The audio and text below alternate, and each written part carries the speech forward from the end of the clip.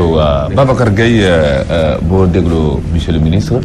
ñëpp sax ñoom nangu nañ ne Macky am na xam-xam am na xarañ war na mën a yore waaye écurie ñoo ko tënk genre écurie politique bu mu yor yow Macky 2012 nga bokk. wax dëgg yàlla lu jafe dugg la ndax personnellement dama gëm parce que là c'est Babacar Gueye qui parle ce n'est plus le porte-parole de Macky 2012 dama gëm ni war nañu renouveler classe politique bi loolu laa gëm ndax aussi ñi fi nekk am nañu expérience non seulement politique mais am nañu aussi expérience dans la gestion des affaires donc ñooñu yaakaar naa war nañu mën a yor réew mag ñi nag mën na am président ci boobu xam naa ci plan la war a nekk da leen fay teg pour ñu gunge ñu benn délai gëw ma ni war nañ ñëw mën a gungewaat fekk fukki at honnêtement gëw ma ko te bokkul ci samay conviction te gëw ma ni aussi sénégalais yi mën nañu def am confiance à la jeunesse ndax bu leen fàtt ni élection yi du woon élection à 2 tours dafa nekk 2 tours rek mais élection à 1 tour la woon ku jàlloon premier tour yaay gagné c'était ça la vérité te boo xoolee écart bi c'était astronomique 27% 26 ba ca topp 13 points d'écart quand même c'est pas quelque chose de masse donc confiance bi ñu defoon ci la jeunesse dafa énorme donc mënuma gëm aussi que loolu dinañ ko teg fële war a indi leneen lu dul loolu ñii dañuy gunge te yaakaar naa ne gunge bi yàggatul du moins loolu laay ñaan di wax aussi que je suis parfaitement d'accord sur les solutions mooy boo jëlee sax mbirum jàng man dama jàpp ni bâtiment mën nañ ko utiliser pour booster économie maanaam tey boo nee un fonctionnaire un logement loolu état du ko financer am na ay lobby internationaux yu nga xam ni yor nañu xaalis bu doy bi nga xam ni li ñu soxla mooy amortir que à long terme yokk ko tey boo nee un fonctionnaire un logement parce que jàngalekat yi du yokk la ñu soxla bien-être la ñu soxla c'est-à-dire c'est deux choses qu'on différencie maanaam mën nga yokk salaire u nit ki te du am bien-être ba mu soxla woon boo xoolee salaire yi volontaires yi jógee na presque 50 000 su wàdd yéeg ba peut être actuellement mi ngi 100 000 professeurs yi. revendication bi sax actuellement du salaire de. très bien dans le fond là. wax dëgg la revendication bi du salaire. très bien c'est professionnel. voilà bien-être la ñu te j'ai eu à le dire quand on proposait le programme yoonu yokkute que tey loolu état daf ci war a dëggu teg ci tànkam bu baax a baax maanaam fexe ba bépp fonctionnaire bu def juróomi at ci liggéey ñu ne la sa caabi kër ngoog nga fay ci 20 ans loolu day tax maçon bi liggéey menuisier bi liggéey day tax tôlier bi liggéey képp ki nga xam ne tey mi ngi ci kër day tax mu liggéey te ñooñu aussi di liggéey nga may leen chance bi nga may fonctionnaire bi maanaam bu dee maçon bi mën na kër bu ko jëlee journée bu ñu ko fay 3500 bu dee journalier mu mën a fay 1000 francs bi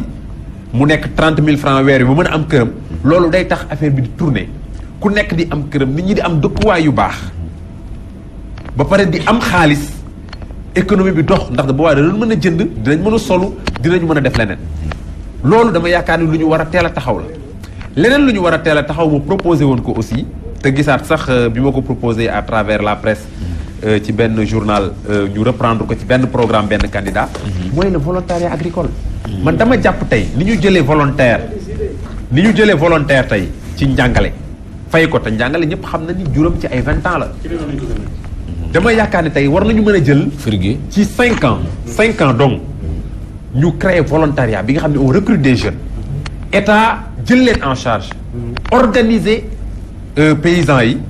autour de structures yi nga xam ni ay projet lay nekk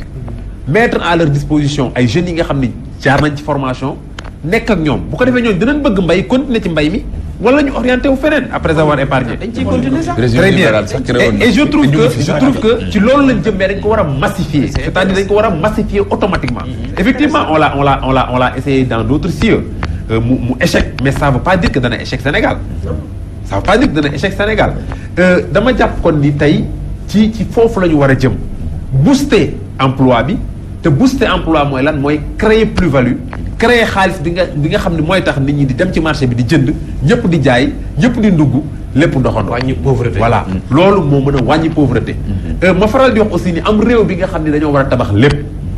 warut a am ku liggéeyu man loolu laa gëm. am réew pour man balaa muy am chômage day fekk ñu tabax ko ba mu pare comme li dal Italie Italie bañ koy tabax ñëpp a doon liggéey fa la sénégalais dawoon ba ñu tabax Espagne ñëpp a doon liggéey fa la sénégalais demoon mais ñun ñu am réew mi nga xam ne tout est à construire te nit ñi liggéeyuñu ça ne marche. di Babacar wax léegi c'est extraordinaire à défaut mënuloo ci joxal nit ñi ñu liggéey lii mu joxe nii benn réew def na ko ñu ngi ko tuddee service militaire agricole obligatoire service militaire. Babacar dafa wax lu am solo bu waxee volontaire agriculture yooyu. loolu yaa ne ñii montre yi bokk ñu niroo ñooy bokk waxtu. amoon na Sénégal même ma nekkee ministre bi yoroon wàllu xale yi. yoo xam ne wàllu xale yi ñu utee liggéey li jur plan REVA xam nga fu mu départ. maa toog au service civique national. neen ni ñu nekk ay volontaire éducation da bëgg am ay volontaires yoo xam ne ni dañuy nekk ci wàllu mbay mi. ñu jël ay exemple dëkk bu ñu naan Sangalkam amoon na fa Firgi Kër Paate Saare Sutura ca Kolda Oussouye jël ay exemple yu bari ci ay fukki région laa jëloon.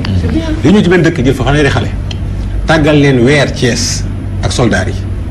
dafa marché loo leen jàngal leen nu ñuy maaje nu ñuy yëkkatee drapeau ak nu ñuy defee alphabétisation. bu la paree ñu ñëw jox leen ay tenues yu bëla yóbbu leen ci benn dëkk jox leen par exemple seen dëkk ba ñu dëkk de jox leen fukki hectare wala fukki hectare ak juróom jox leen jumtuwaay ya ci war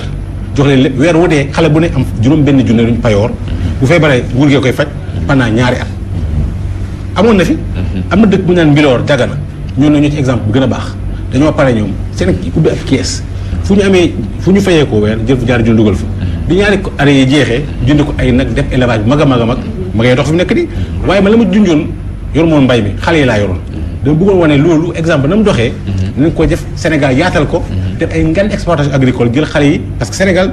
service militaire obligatoire la mais respecté wuñ ko mun nañ jël service militaire boobu dugal ci branche boo xam ne dañuy dugal xale yu ay junne xale ci tàggal leen bëgg seen réew xam la mooy raaye réew mi méngale ko ci wàllu koom-koom loolu aussi mën nañu ko dugal en tout cas maa ngi jeexal du ma jeexal te aussi félicité wu ma Babacar dafa mel nañ ko soto wuñ ko ñii bu njëkk bu ñëwee duñu waxee ni ñu waxee seen gëm dëgg moo tax ñu waxee ni ñu waxee tey ndaxte lañ doon yaakaar ca ñi ñu diggoon yaakaar moo tàmbalee tas ñu wax nag jiw ba wax jotee waaye am na daal ak tey moo tax Macky Sall na jël xale yu mel ni yow ngeen di ko waxal di ko xeexal te li nga wax fii leer na naññ ne ku leen jox ay lenge doo ko sànni ci mbedd mi doo ko toppatoo nga xool xale yu mel ni jox leen. félicitations vraiment jàmbaar la je m'associe à ça bi nga wax ne man débat naa fi maintes fois ak ñeneen mais vision bi jàmbaar la. il a parlé borom xam-xam la ndax idée bi mu mujj joxe nii borom xam-xam a koy wax. il a parlé science waxul polémique wul kon baax la ñu maa ngi leen di félicité man aussi yéen ñëpp yéen ñi nga xam participé ngeen ci plateau bi